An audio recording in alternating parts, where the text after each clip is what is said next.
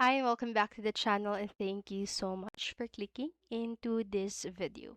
So in this video, I am going to teach you, going to show you the steps and how to download the Yandere simulator on PC.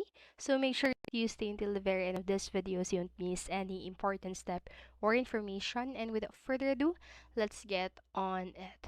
So you can get the Yandere simulator download easily on your PC. So the steps are right here.